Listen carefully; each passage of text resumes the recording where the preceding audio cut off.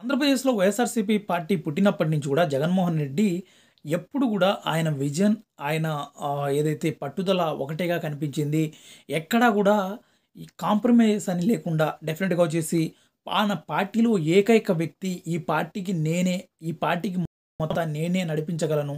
నా సత్తానే ప్రజల్లోకి తీసుకెళ్తాను. నా నా యొక్క పరిపాలన మాత్రమే ఉండాలని చాలా బలంగా కోరుకున్న వ్యక్తి జగన్మోహన్ రెడ్డి. అదేవిధంగా దాంట్లో భాగంగానే ఫ్యామిలీని కూడా దూరం చేసుకున్నట్టు కనిపించింది మనకు. డెఫినిట్‌గా వచ్చేసి ఏది ఏమైనా కూడా గత 5 సంవత్సరాలుగా మనం చూడడం జరిగింది. గతంలో వచ్చేసి ఏదైతే ప్రతిపక్షంలో ఉన్నప్పుడైతే కూడా అంతా బాగుంది గానీ, తరువాత అధికారంలోకి వచ్చిన తర్వాత ఎవరైతే కుటుంబ సభ్యులు ఉంటారో వాళ్ళందరినీ కూడా అధికారానికి దూరంగా పెట్టడం. సో, కాబట్టి ఎవరిని కూడా అధికారంలో ఇన్వాల్వ్ చేయకపోవడం, ఏ ఒక్క లేకపోవడం. సో, కాబట్టి వీటంతటి కూడా డెఫినిట్‌గా వచ్చేసి ఏదైతే జగన్మోహన్ రెడ్డి ఆలోచన భిన్నంగా ఉన్నా కూడా, కానీ ఏదైతే ఆయన సొంత ఫ్యామిలీ ఏదైతే ఉందో అది అక్కడ చాలా ఎఫెక్ట్ వచ్చేసి ఆ ఫ్యామిలీ కూడా విడిపోయి జగన్మోహన్ రెడ్డికి ఎంత సమస్య తెచ్చిపెట్టిందో కూడా మనందరికీ తెలిసిన విషయమే. At same time Jaganmohan Reddy అయితే ఫ్యామిలీని ఎంతైతే దూరం పెట్టాడో, ఎవరైతే ఆయన చుట్టూ ఒక కోటగా ఏర్పడింది, ఒక శక్తిగా ఏర్పడిన వ్యక్తులు ఎవరైతే ఉన్నారో, ఆ వ్యక్తులు మాత్రం జగన్మోహన్ రెడ్డికి దగ్గరైపోయి పార్టీని విచ్చలవిడిగా సర్వనాశనం చేయడానికి అయినా కూడా, సో, కాబట్టి అవన్నీ ఏవి కూడా పట్టించుకోకుండా జగన్మోహన్ రెడ్డి చాలా బ్లైండ్‌గా ముందుకెళ్తున్న విషయం మనం చూస్తున్న విషయం మధ్య కాలంలో. అంటే జగన్మోహన్ రెడ్డికి ఏదైతే అక్కడ జరుగుతున్న విషయాలకు, సిట్యుయేషన్‌లకు అనేక మార్లు నెల్లూరు జిల్లా నుంచి శ్రీధర్ రెడ్డి లాంటి వ్యక్తి కూడా ఆయనకు మంత్రి పదవి రాలేదని, ఆయన తర్వాత వచ్చేసి అసహనంతో ఉన్నాడు. సో, కాబట్టి ఆయనకు సంబంధించిన కొన్ని విషయాలకు సంబంధించి డిఫర్ అయిపోయాడు. అనేక మార్లు తను మాట్లాడి పార్టీ నుంచి వెళ్ళిపోతున్నానని చెప్పేసి చాలా స్ట్రాంగ్‌గానే తను రియాక్ట్ అయిపోయి బయటికి కూడా వెళ్ళిపోవడం జరిగింది పార్టీ నుంచి.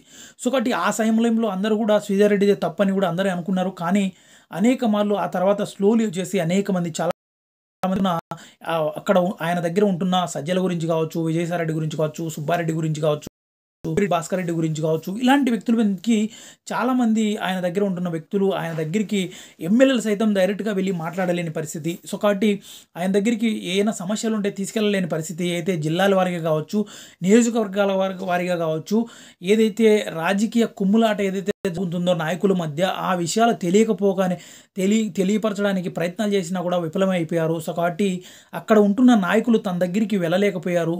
ఆయనకు ఏదైతే బయట జరుగుతున్న విషయాలన్నిటి కూడా దాచిపెట్టేసి కేవలం వచ్చేసి అంతా బాగుంది, ఓన్లీ మనం వచ్చేసి బిల్డప్ మాత్రమే చూపిద్దాం అన్నట్టుగానే ఆయన చూపించారు. కాబట్టి అందుకే ఆ పరిణామమే ఈరోజు ఇంత దారుణమైన ఓటమికి కారణమైపోయింది అనేది కూడా చాలా బలంగా వినిపిస్తుంది.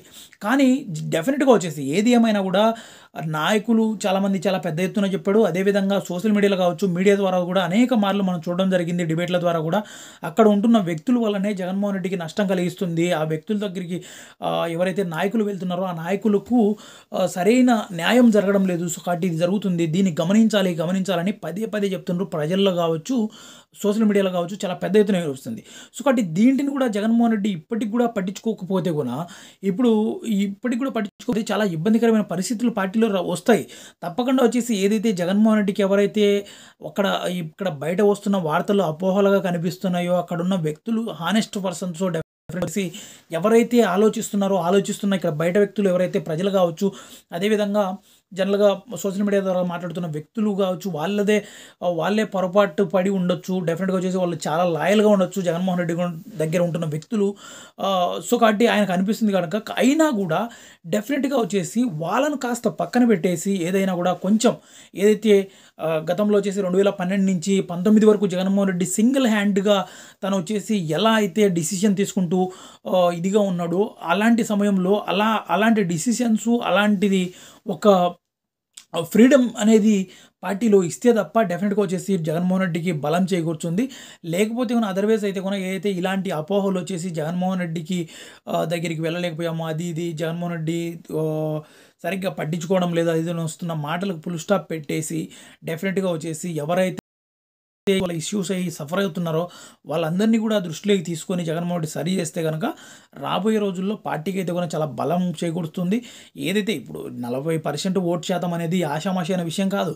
డెఫినెట్‌గా వచ్చేసి కేవలం వచ్చేసి రేపు ఇంకో 10% ఓటు శాతం సంపాదించుకోవాలంటే పెద్ద విషయమైన పని కాదు. కాకపోతే ఈ 40% ఓటు శాతంలో ఉంటున్న వ్యక్తులు కూడా చాలామంది చాలా పెద్ద ఎత్తున నమ్ముతున్నారు. డెఫినెట్‌గా వచ్చేసి ఏదైతే జగన్మోహన్ రెడ్డి దగ్గర కొంతమంది శక్తులు ఉన్నాయి. ఆ శక్తుల వల్లనే జగన్మోహన్ రెడ్డి ఇలా తయారవుతున్నాడు అని చెప్పి ఒక బ్యాడ్ ఇంప్రెషన్ అనేది ప్రజలకు వెళ్తుంది కదా! అలాంటి ఇంప్రెషన్‌ను దూరం చేసే ప్రయత్నం అయితే జగన్మోహన్ రెడ్డి మొదటిగా చేసి, సో, కాబట్టి ఇదిగో నాకు అడ్డుగోడలు లేవు. అన్ని గోడలు పడగొట్టేశాను. ఏ ఒక్కరు లేరు. ఇప్పటికే మనం చూడడానికి విజయసాయి రెడ్డి కూడా పార్టీ విడిపోవడం జరిగింది. ఆ తర్వాత వచ్చేసి తన గురించి కూడా అనేక మార్లు వచ్చేది. అయితే విజయసాయి రెడ్డి ఎప్పటినుంచో పార్టీలో ఉన్నవాడు కదా! ఉన్నా కూడా అధికారంలో ఉన్నప్పుడు ఆయన మీద విమర్శలు వచ్చాయి తప్ప, అధికారంలో లేనప్పుడు ఎప్పుడు కూడా తన మీద ఎప్పుడు ఇంతవరకు విమర్శలు రాలేదు. కేవలం వచ్చేసి ఏదైతే విజయసాయి రెడ్డి కూడా జగన్మోహన్ రెడ్డి ఖచ్చితంగా తీసుకుంటున్న నిర్ణయాలే అని అందరూ నమ్మారు. ఆ తర్వాత ఎవరైతే సజ్జల వచ్చారో, సజ్జలనే ఇలా చేస్తున్నాడు, సజ్జల వల్లనే చాలామంది డిఫర్ అయిపోతున్నారని చెప్పేసి చాలామంది చాలా పెద్ద ఎత్తున చెప్తున్నారు. సో, కాబట్టి ఈ ఈ సంఘటన, ఈ సమస్యను ఏదైతే ఉందో దీన్ని నిర్మూలించకపోతే జగన్మోహన్ రెడ్డికి కూడా చాలా పెద్ద ఎత్తున చాలా భారీగా నష్టం కలిగిస్తుంది. సో, కాబట్టి డెఫినెట్‌గా దీన్ని సరి చేసుకునే విషయం అయితే కూడా చూసుకోవాలి.